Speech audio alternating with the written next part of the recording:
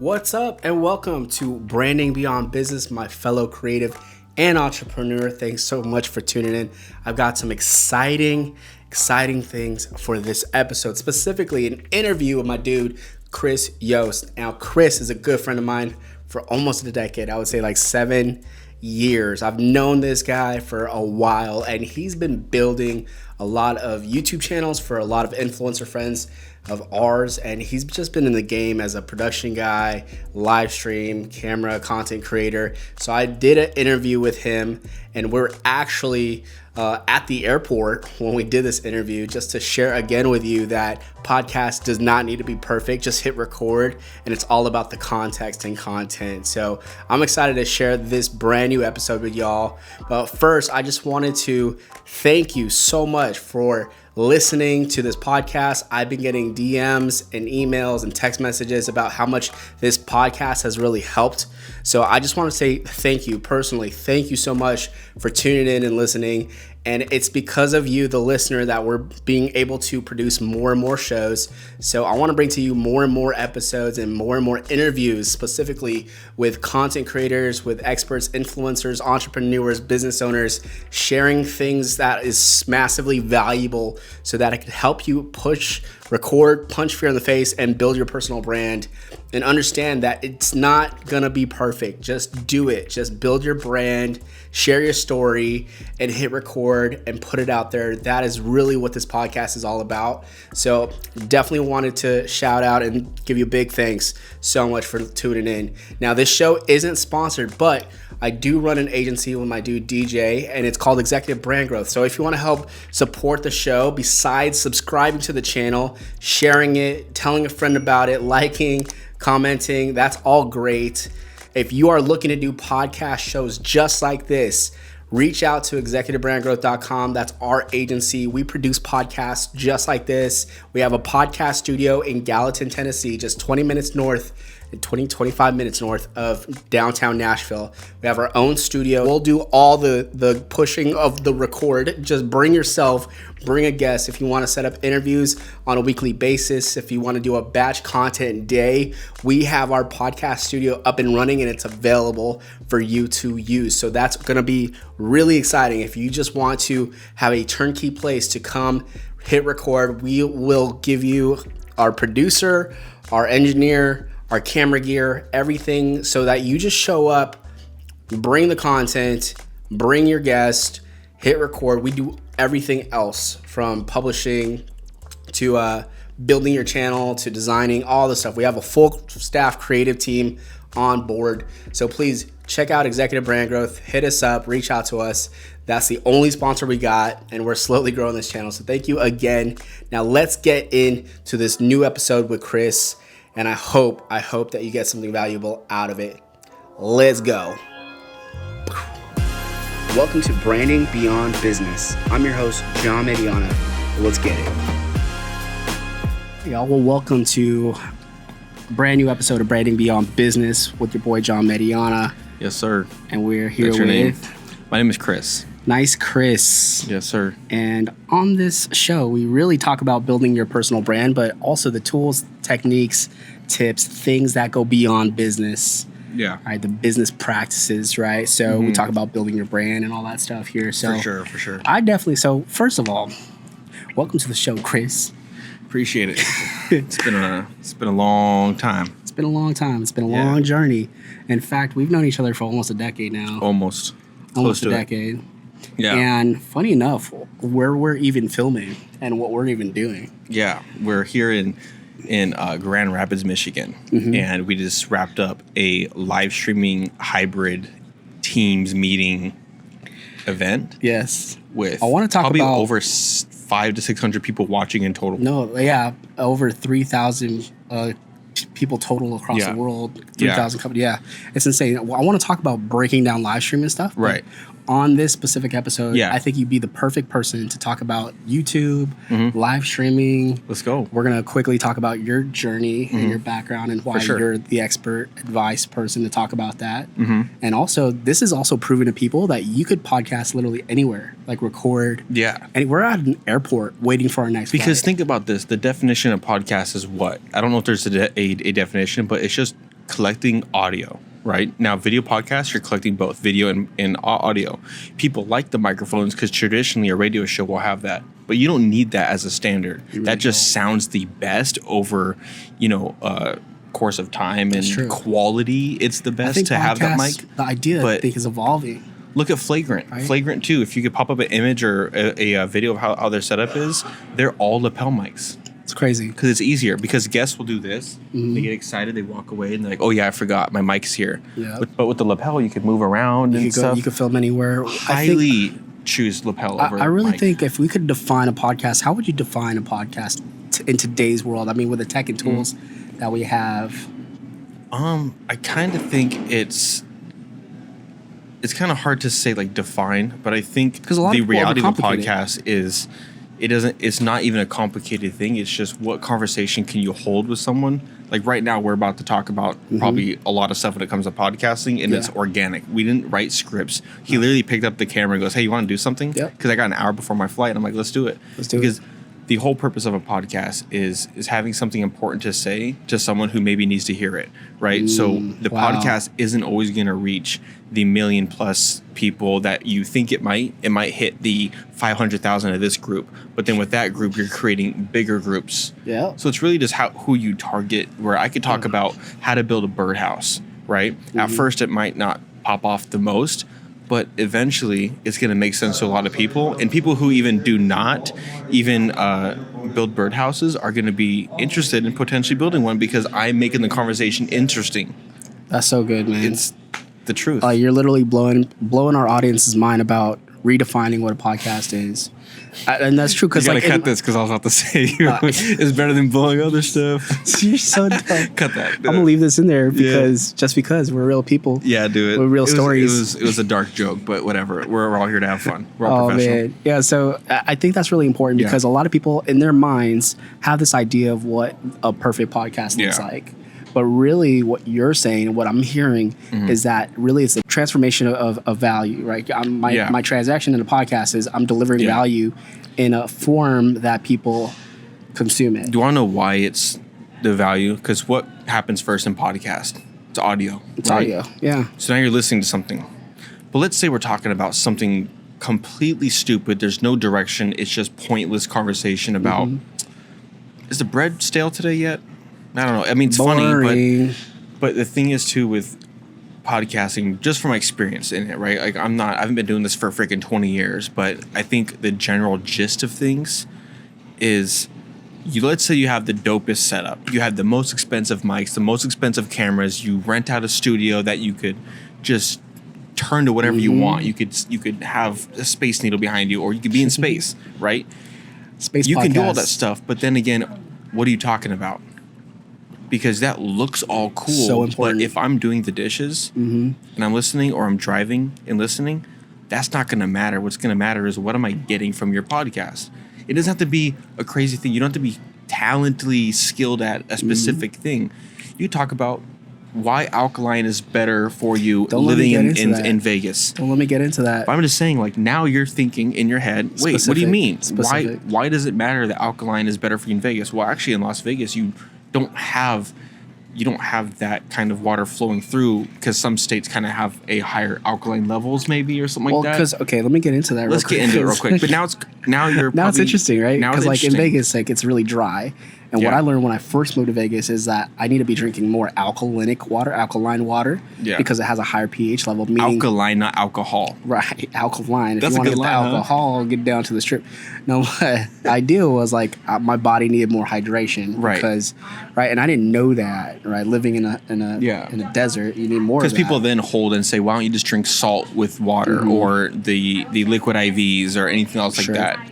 There's those options too, probably. There is. But anyways, we just create a conversation that is interesting to the audience, to the person. Interesting to me, interesting to him. And it's a general question. I am generally interested in picking up maybe information around something that I didn't know. And that's the whole point of any sort of teaching method when it comes to podcasts, because you're able to teach someone a small bit. When people think about podcast ideas, they think they have to stick with that idea the entire podcast. Have it be a point in there. So this one could be the importance of alkaline and living in dry weather areas or something like that. But or really, we're getting to something else. What's the best water what's the best type of water living in Vegas? Or why you need to be drinking alkaline while you're living in Vegas? Or it could just be, wet conversations. Like literally just think of anything, because the topic, you'll see titles. I don't know if you use a lot of B-roll or not, but a lot of titles for podcasts is literally what maybe a certain point was. Like it could be like for Flagrant, it could be like, Dana White talks this, or Logan Paul talks that. Well, let's go into that. Okay, so let's switch subjects a little bit. Let's talk about YouTube real quick, because you have brought something up that's really important. You're talking about titles, right? So I would love for you to break it down. So if you're just tuning in and you're just getting into YouTube, or you're thinking about getting into YouTube, or maybe you've been doing YouTube videos for about a year but have not seen a lot of growth, right? What are some tips, do you think, personally, from your experience, that would help other people grow their YouTube channels? And should they focus on YouTube? Should they focus on audio, just one platform, or take a mini platform approach? What's your thoughts about that? I always feel like you're going to hand me the mic. You know what I mean? It sounds like an interview, right? It is an interview. So the question is, let's say someone has a channel and they haven't seen growth. They're trying to figure out how to grow it. Maybe they've been or just starting, or have been in it for about a year and haven't seen anything. It makes sense. It just starts with, what are you talking about that's interesting? Because people think just coming up with a show is itself, right? Yeah. It's its own thing. The best part is getting what you want out of it. If it's entertainment, if it's education, if it's, I guess learning goes in those realms too, but. So I'm hearing number one, you got to define what you're going to talk about. What is the channel about? Yeah, just be specific, and don't be afraid to be specific a few times, because people think I'm going to start this and have to continue it. If it doesn't work after a certain amount of videos, do micro adjustments. Don't change your whole entire thing. So because there's niche and sub niche and micro adjustments to that. So if I'm a person who talks tech is a big world. It's phones, it's games, it's your electric toothbrush. It's a lot of stuff that has to do with something. But maybe people like it more when I discuss microphones or mixers or video encoders, or maybe just my experience using all the above, and people want to hear more about the pros and cons, the mess ups, the happy days, the starting points, the things to look out for, just general advice around tech stuff that has to do with live events. Then we're circling back to live events, because I think that's the most important part about doing this thing here. And I guess that what I'm trying to say is just the importance comes first of the purpose of the content. Because who are you trying to serve? Who are you trying to talk to? Who is that audience that you're trying to speak to? And what would be interesting for that person to keep on tuning in, right? And really subscribing to the channel, and ultimately just being part of that journey, because everything, you can't just wake up one day and be like, I'm going to become a Marques Brownlee. He's a tech guy, or iJustine or someone like that that's going into YouTube. Because a lot of people I could do that, I want to do that, but they don't understand the time it takes and the science behind the content that they provide. I think something to clear that up too is you can be like that, but you're not going to grow like that as fast, at least yet, right? If you want to make content like them, do it. Copycat it, right? Don't do the exact thing, but take the format. Sure. So if he's using an intro of a question, let's say a tech video, I'm just thinking of something, the new iPhone 15. He goes, everything you probably don't know about the new iPhone 15, right? Yeah. And that's the title.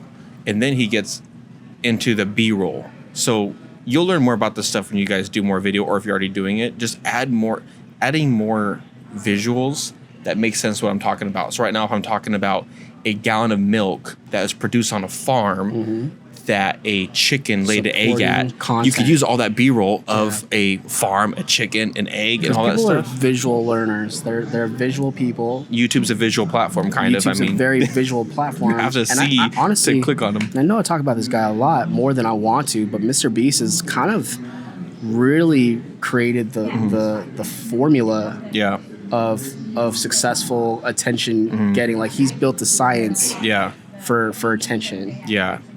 Especially in his videos. If you ever watch him, go check him out. And his method's great. I mean, because it has to do with what the person wants to see and how much of that they want to see.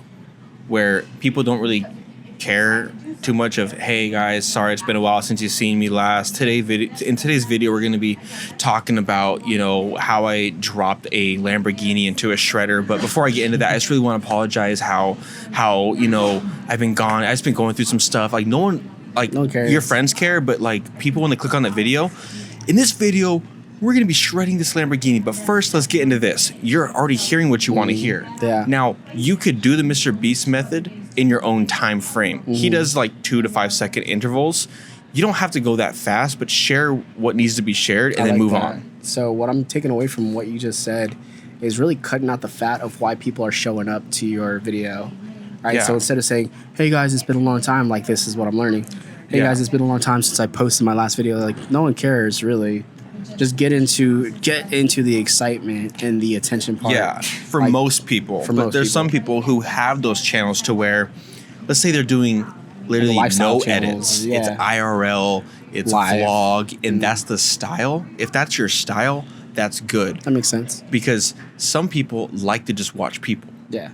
People are natural, I think it's eavesdropper, whatever. Everyone's a natural eavesdropper. I'm doing it right now. Natural nosies. We're all naturally nosy, and that is just a natural thing. Yeah, it's a human thing. I'm like, oh, that's an interesting conversation. They must look important. So people like to just listen. That's why some podcasts are good, because when I'm driving, I'll listen to the Crime Junkie podcast. I'll listen to Joe Rogan. I'll listen to all these people because the conversation's interesting. Yeah. Not their setup, not how the audio is. Of course, if it sounds like shit, it's going to not be good, but they're best. Yeah. They're good. Like this probably sounds great, and that's all you really need. You know what I mean?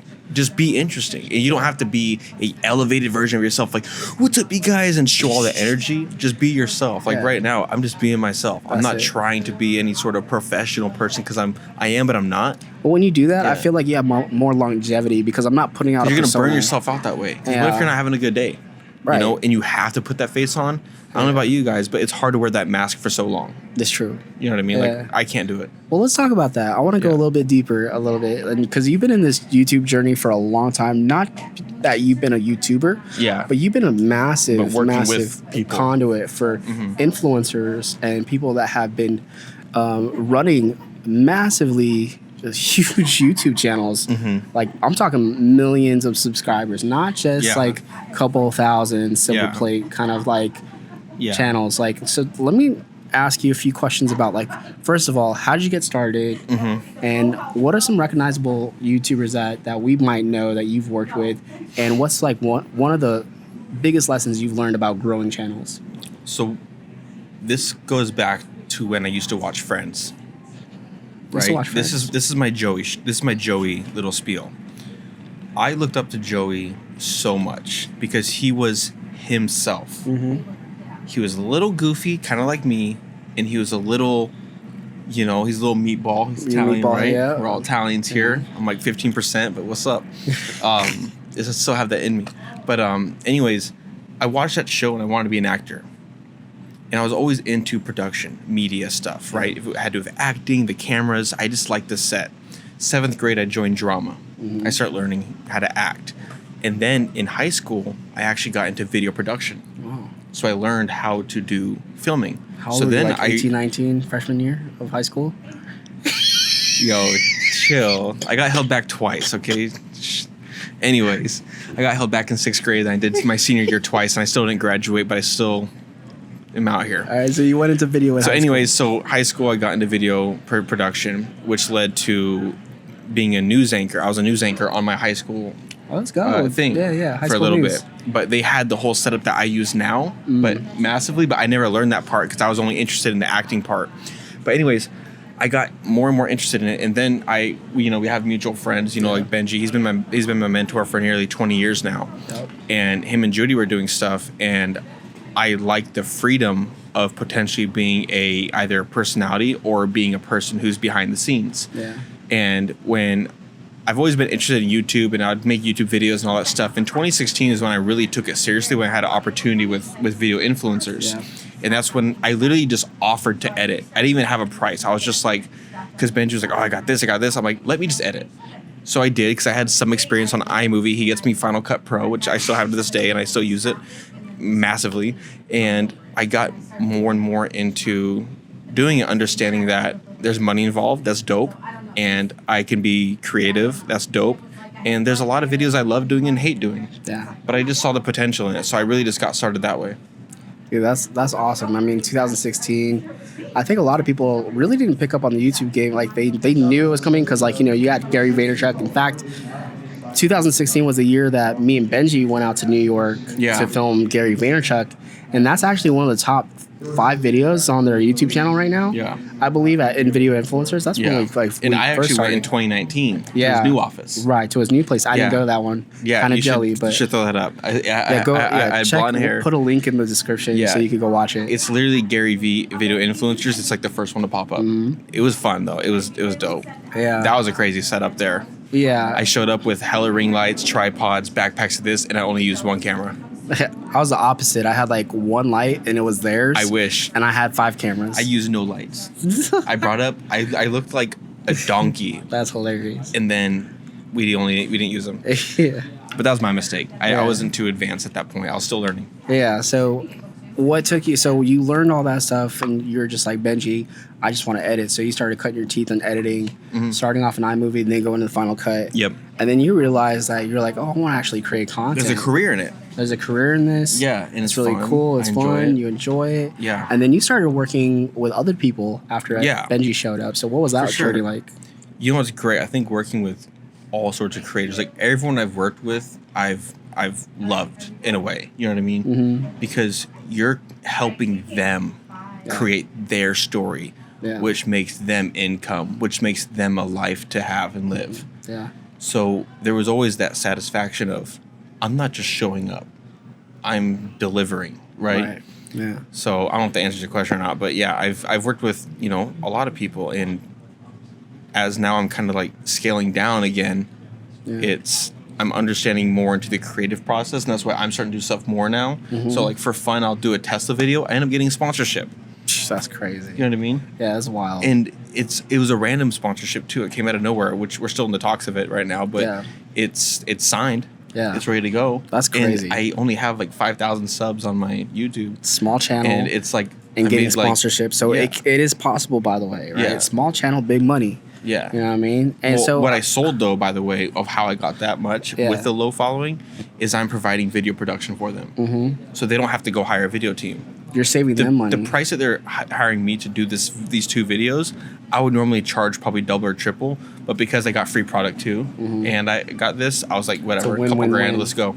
Yeah. It was like a win-win-win. Yeah. So I do want to touch on the fact of like you've been in YouTube for quite a while. You've been helping actually grow channels. You've been part of other people that have been growing thousands of accounts and all that stuff. What's 1 or 2 big takeaways that you've learned through building YouTube channels from ground zero? So I don't know if I've really built too much from ground zero. I feel like a lot of it had something going, and I just had to amplify what they're already creating. Interesting. Right? Yeah. I just want to make sure I make that clear, because I haven't really built a 0 to 1 million channel, right? Mm-hmm. But definitely helping people who are in the way of growing, and like how do I maximize it? What was the question? Yeah, no. What have you learned from that experience? Oh, learned of growing channels, maybe not from zero, but knowing that there's consistency involved, knowing that there's a path to growth. It's a lot. I mean, you learn how to read things. You learn how to understand what people want in that channel. You know, you get to know the audience more. And be like, when I post videos, because a lot of my background's in food, cooking videos. Mm-hmm. So do people like the pasta lasagna recipes that they can make for their families, or do they like the quick snacks for their kids? That's interesting. So there's a niche within a niche, which you could micro adjust to other niche. So if you're a food, you could break it down almost like a food pyramid, to where there's a general thing of food. But guess what? I am a father who has a kid, who has a fiance, who's and allergic I want to cook. Peanuts. Who's allergic to what? I'm not allergic to anything really. Maybe I think raw egg and apples. So you said you're not allergic to anything, and then you listed off. I said except for those. I said, I'm pretty much free to go. And that's just more of like an itch. It's not like I'm going to die or anything. Take me to the hospital. Yeah, exactly. So you're saying like if I were to start a kind of fairly new channel today. Yeah. You're telling me, so from, first of all, know your audience. Yeah. All right. But then you also included this thing, like pick a niche within a niche because there's an audience there instead of trying to go the, Mr. Beast route or try to go like the Marques Brownlee route, which is like a very grandiose, big. You're going to be overwhelmed that way because then you're not going to go to their standards, which you won't in the beginning because you're not. They've had enough practice. Like here's a practice that you could even look at. We're mentioning Mr. Beast and Marques Brownlee and iJustine, all these people. Go back and look at the first the first 50 videos that they had. Yeah. You'll notice the level up because they learned, right? But if they saw a channel like theirs, there's definitely ways where you could level up faster than them. Because they had to learn on their own. Yeah. Now there's a template and a format for that stuff. So you can look at Mr. Beast, you can look at Marques Brownlee, but look at what they've changed and why they changed it.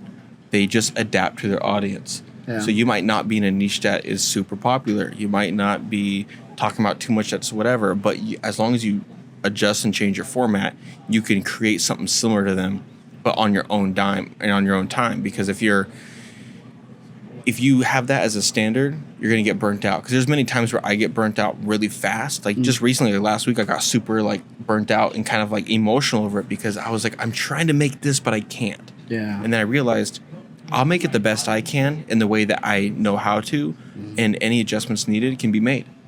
But just fix it, finish it, and call it good. Learn from it, move on. If you keep making shitty content for years, then you're the problem. But if you make it, listen to your audience, listen to your peers, share it to your friends, people who know video, of course. You don't want to but also you want to share it to an audience and see what they think, because then they could give you typical feedback. Like, I don't really get the point, but also it depends who you share it to, right? If you share it to your grandma and you talk about how to have cool tattoos in 2023, she's going to be like, I don't like tattoos. You know what I mean? So she's like a Southern, Nashville. Yeah, Nashville. That's funny. Okay, well, let me move on to this next question. How important is thumbnails and headlines to your YouTube channel? Like, is there some science behind that? Like, does it even matter today? Or, like, maybe someone's hearing this for the first time and saying, like, I didn't know thumbnails and headlines was a part of any strategy. Like, is it important? And if so, what can people do?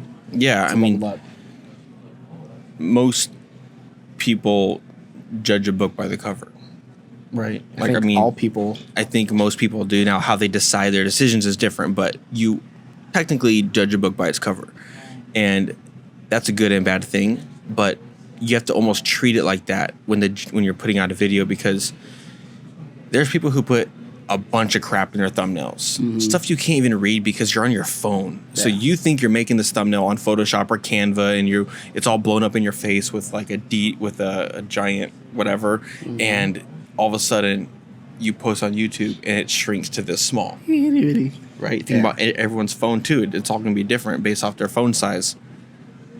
It's important. Now, you don't have to get down to the color science or the font, but have it make sense and just be clear. Some people do thumbnails of just a picture of themselves with the group they're talking to. It's like me and John could just take a photo somewhere cool in here, which we probably will. Cool for the thumbnail. We just do a thumbnail based off of, hey, me and him had a conversation today, and it could just be us.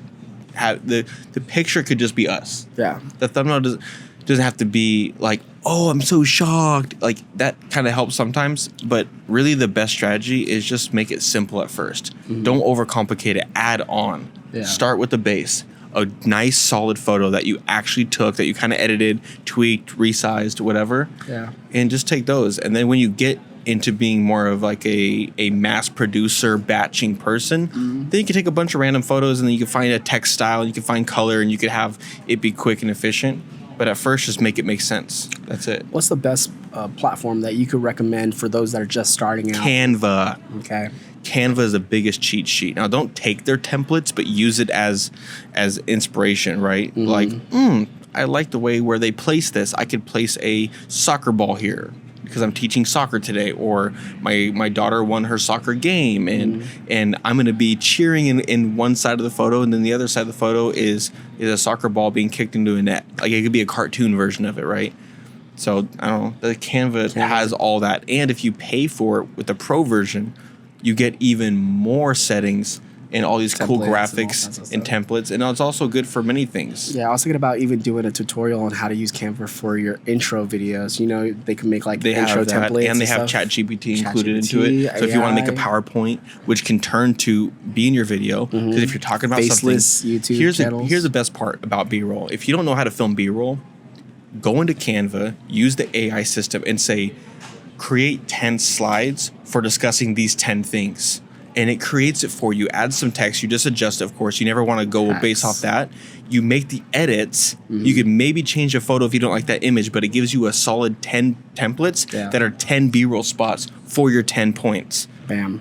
That's fire. And then those 10 points could be 10 shorts if you talk long enough, and you make points that make it. So that one piece of content turns a 10 piece of content, and you can get that all done in like 20 seconds. That's fire. Fire tips, pro tips. Yes, sir. Your boy Chris. You've got to play it smart. Like, it's okay to kind of cheat. Yeah. Like, of course, not any other way, but with your content, it's okay to use these tools. Yeah. Tools are okay. Helpers. You don't have a giant team that you're paying thousands and thousands of dollars for every month. Right. You pay $10 a month, and you take 10 hours of your time a week. If that. That's just for just being interested in your general growth. You should definitely invest your time. I don't like when people say, yeah, I do YouTube and I only do it for like 2 hours a week. It's like, no, just invest your time. It's even if you work a full-time job, spend an hour a day, spend 2 hours a day. I'm actually really glad you brought that up. What is the realistic expectation to see channels grow? Like, if you are time frames? I hate that question. Because people actually just want to know. They're like, because they want to make a decision, like, is this worth my investment, right? And unfortunately, and I have my personal answer about that. Yeah. But I really want to hear from probably your... the same. I want to hear from your perspective, because you've built so many channels and you've helped and coached so many people in starting their channels. I'll tell you my one thing. You cannot predict that whatsoever unless you already have a running channel where you already have data to show. Where, like, I went back to food. If you're doing pasta videos and they get 100,000 views, but you do a burger and it gets 5,000, I can predict my next 10 videos to potentially get 100,000 views per video. That's interesting. So that's where you could predict your growth. And if you average them out, it takes time. It's analytics. Any analytic is based off. It's like, what if I said, hey, John, I'm about to go work out for 30 days. This guy worked out for 30 days and he got this big. I'm going to try and get that big, right? But our data is going to be different because our lifestyles are different. Our bodies react to food differently. And my schedule's differently. And I'm not probably working out as hard or as much as him. He's 30 days, but what about how many hours in that day? Yeah. You know what I mean? So that's true. There is no time frame when you first start. If you're starting from zero today, I cannot tell you, hey, now I know Mr. Beast recently came out and said he could build a channel to 6 million subscribers in like 6 months or something like that, or 10 million subscribers in 6 months. I believe that because he understands the formats and all that stuff. Yeah. But I wouldn't be surprised if it didn't grow to that and it grew to 50,000 because he said he wouldn't be on it, right? Yeah. The way you can predict time is by doing the videos to understand what your content's doing. So that's where you do the test and repeat. So if you do a video and it does extremely well, you want to repeat some of that, change it up, make it even better, continue with that kind of stuff. If you make a video and it totally crashes, maybe give it another shot with a couple adjustments. Yeah. But if it really doesn't work every single time and it just always fails, don't do it anymore. And that's how you will always have better videos because you focus more on the ones that do best. So what I'm hearing is if you want to see growth at any rate or level of your channel, it really is adjacent to how much work you put into it and how many videos and content you're... So are you full-time? If you're doing like one video every month, you can't expect that kind of like any growth. If you're doing... It depends how that video's is. I know one guy, remember the glitter bomb guy, he does one video a month and that thing's exploded. So we can't even use that metric anymore. Like, you can't, you just got... And it all depends on the how much video. he's put in production, though. The production, if you ever go watch the glitter bomb guy, like, he's phenomenal. He drops... He used to be a NASA dude, and he quit, and he's just doing YouTube videos. So like he produces like one video a month, but that one video makes like 1 million something views like every single time. Yeah. It's because he's put so much time and effort into that one video. Like if you watch his videos, it's cinematic. It's like it's like a whole documentary series. For sure. You know what I mean? Yeah, and that makes keeps you so sense for him. You're so because glued he to found it. What he wants to do. He probably could do more a month where he could bring his reach to be bigger per month and get more money and get more views and all that stuff. But that's his choice. Either he knows it or not. But he found the whole thing I'm taking from that is what I just mentioned earlier is he found what works and he's doing it over and over for the time that works for him. Yeah. He probably doesn't have time to make 2 or 3 of those videos because whatever else he has going on in life. Yeah. Or he just doesn't want to. Maybe he doesn't rely on YouTube. He doesn't care about being rich on YouTube. He just wants to make a side income because it's fun. True. All right, my last question. So we're out here traveling together. Yep. We just did a job for a company. Yep. And our job for that company was to run their live stream. Yes. And they did a rebranding reveal internally across 40 different companies that they own. Yep. And the problem, so I want to set up the problem and then why they came up with, they came to a conclusion that they should hire some experts like us. Right. So the problem was that they were having an in-person event for one of their companies, like to hybrid for better context for people. A hybrid kind of event, right? They wanted to be in person, have a stage, have projectors up, have live audio, but they also wanted to broadcast this to their internal team through Teams or through a online platform like Teams, Microsoft. Yep. And then other thing too is they wanted to integrate video and kind of like run a show and like introduce like the other teams that were like across the country. They want a whole production, right? So that was the problem. So why? I think like if someone is trying to run a live stream kind of thing, why is it so important to look at this and be like, you can't just run it with one computer and a camera. Yeah. Like, kind of like go cheap on it. So can you kind of like walk us through how we tackle the event for something like that? I mean, with live stuff, from what I've noticed, for whenever, we do something or I do something, the number one thing is that there's a problem.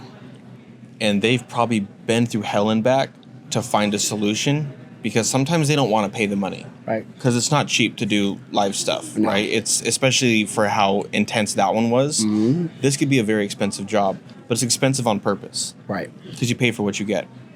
You could easily hire out some kid who has like a YOLO box and connect 4 HDMIs, put maybe 2 cameras, 2 monitors, and then call it good and just go live. And that works just fine. Mm-hmm. Costs $1,000, so you hire some high school kid for $200 in the day, and boom, you can make it work. But when an issue occurs, they're not going to know how to solve it. Right. They're going to freak out. They're going to whatever. They don't care. They're only getting paid X amount. They could just go home and just trash it. And there's also probably many stuff that they could easily reveal. And there's trust. Yeah. So the question is, I think you're saying is like, how do I go about even being the person for them to go to hire after all the stuff they went through? Mm-hmm. Well, that is we just create we simplify the solution for them to where it's like, listen, it's almost like being a therapist in a way. It really, like you calm them down. They're like, we got this. And we're like, hey, it's like, all their hair's right. on fire. We have the equipment and we know the knowledge around it. Now, granted, with live streaming, there is a lot of issues that happen during it, and it's usually out of your control. But it's how you react to it. We can sit here with our hair on fire and ants in our pants and stress out and call each other names, or we could just take a deep breath, say, oh, it wasn't plugged in. Because half the time it's not plugged in. Did you try turning it off? Half the time it's not plugged in. But anyways, can you rephrase the question? Because I feel like I went on a little... I think like why would someone like, walking us through the live stream process, like to do an event like this. Yeah. Like, yes, any high schooler could pick up a box. Anyone can do what we do. Right? Anyone can do it. But at the end of the day, because of the experience that we have with troubleshooting, you are actually closing the gap between it going right and it going completely wrong. Right. And like, we got to identify what the outcomes are. Okay, I need to go live. Like for this situation, we need to project something on the projector while we're literally live streaming, like showing off content off the same encoder to people that are tuning in remote. Yeah. Right? And then you have to have not only that, but you got to integrate audio. Where's audio coming from? Who's speaking, right? Yeah. Then you got to integrate videos that they want to show and present. So we make pretty much, to wrap it up, because everyone's probably like thinking like, what the hell is he even talking about? To just make this simplified, there's a lot of wires, encoders, mixers, cameras, devices that are connected.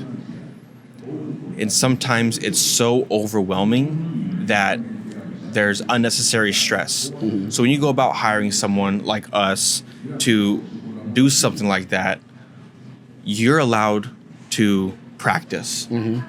You're allowed to focus on what you need to focus on. And we take the stress. We do all this stuff because we know how to react to it. If you don't know this and you come across an issue, it's going to be the end of your mental state before you even do your event is going to be at a place to where you can't even think or practice or do anything. And it's so important to have someone do it for you, which is why, you could hire this, you could hire that, you can do this, you could do that, but you have to just know the right person, the right people, do the right thing. So if you guys have someone, always hire them out because they're going to make your life much simpler. Absolutely. You know, and Benji talks about this too about dishes. Yeah, he does. You know, about if you want someone to do your dishes because you don't have time to create content because you got to wash the dishes and clean your house, hire a maid. They're going to save you plenty of hours a week to do stuff. And that's a simple hire. So you always got to hire someone to save you time. That's all. Yeah, I love that. That's actually a really good takeaway from learning, you know, especially. I don't know if we got into too much live streaming, so my bad. I feel like I kind of like coursed it somewhere else. I think it's a good kind of like, you know, bookmark ending, you know, because we started with why we're doing this podcast and where we're at. We're literally in a freaking airport recording this video podcast because we were on a job together and doing this live stream, and now we're closing it out with why we were on this job doing this live stream, and we get to spend this time and show you and demonstrate to everybody that you could do a podcast anywhere and stop making up excuses that you got to wait for the right studio, the right lighting, the right gear, the right equipment. Definitely have common sense when it comes to it. That's all. Mm-hmm. Like starting anything like this isn't even like anything crazy. Like, and it's not that we don't care. It's just not going to be stressed about how it's set up. Yeah. We already own a camera. We set up a camera. We have a mic on us. We're going to use a mic. Even if we had one microphone, you could do that. Pass it along, You know, that's why it's good to get these DJIs or get the Rhodes. Mm-hmm. You could connect it to a microphone. Mm-hmm. They have like those little adapters. You could connect it to a lapel mic, so you don't have to hold anything. We're just holding it because it's fun. Yeah. And it's an easy way to start. You can start off your phone, your Zoom call, and select your phone as your actual device. You can use these. There's so many lot. Ways. So many ways. Awesome, bro. Well, where can we follow you? Where can we find you? Where can we go bug you and ask you questions about live streaming and YouTube? For sure. I mean, on Instagram, Niice Chris, 2 eyes on Niice, Niice Chris. You know, I'll be doing a little bit more breakdowns and stuff similar to what we talked about today, but probably edited version. So it's probably like quicker, like 5 to 8 minute videos on NC Media account. On YouTube channel. And then that'll be YouTube. And then I also have my Niice Chris channel where I just kind of do fun stuff. So fun, silly stuff, shenanigans of sorts. I need to post more about what I do because people ask me, like, Chris, what do you do? Like, are you homeless? Like, literally, people ask me, like, what do you do? Because I don't post enough about what I do. I just post pictures of my daughter and my family, and that's it. Yeah, and then they're just like, what do you do? Like, I'm like, oh, I collect welfare checks. No, I'm just kidding. But yeah, we'll put all the links in the description below. Mm-hmm. And thanks again for tuning in. If you got anything out of this episode, please drop a comment, a like, subscribe. It really does help grow our channel and grow this podcast. Leave a review on the podcast if you can, and let us know if you want to see part 2. There's definitely, we could create a part 2. Leave comments down below on what your questions are or takeaways from this. Was this valuable to you? Did it make sense? Are you confused still? What is struggles that you're encountering? Or are you a business that needs live streams? You know, hit us up. Go down below. Hello at John Mediana, whatever your thing is. NiceChris@gmail.com. There you go. We'll connect together and do something. So, all right, y'all. Yeah. Stay tuned. Talk later. Peace. Let's get on our flight.